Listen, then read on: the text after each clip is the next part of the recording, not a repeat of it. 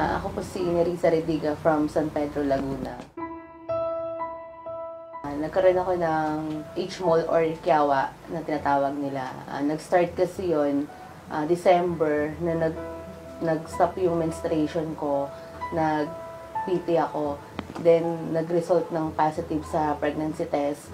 Tapos bandang February, namumutla na ako, nagbibilid ako, nagpa-check up ako kasama yung tito ko. Yung sabi ng OB sa akin, i-ultrasound ako kasi wala daw heartbeat ng baby na naririnig sa tiyan ko. Then, ino-offer niya sa akin na magpa-RASPA ako and chemotherapy.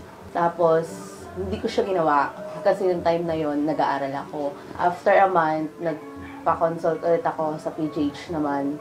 Pagka-check up sa akin, hindi na ako pinauwi. Inadmit ako diretso. Tapos after 30 hours, tinanggal na nga yung sa akin H-mole. Then nagstay ako doon ng 5 days. Tapos gusto mangyari ng doctor another 5 days para sa chemotherapy. Ayaw namin ng chemo. Tapos after 2 months, i-introduce sa akin ng tito ko yung magnetic napkin, yung sa long reach. Tinake ko siya ng 2 weeks. After nun, may lumabas na buong dugo sa akin. Tapos, nagdire-diretso yung bleed ko, para akong inaagasan. Pero wala akong nararamdaman na masakit sa akin or kung ano. After nun, nag-normal na yung menstruation ko. Hanggang sa naging regular na. Tapos, ulit ako, nag-stop na naman yung menstruation ko.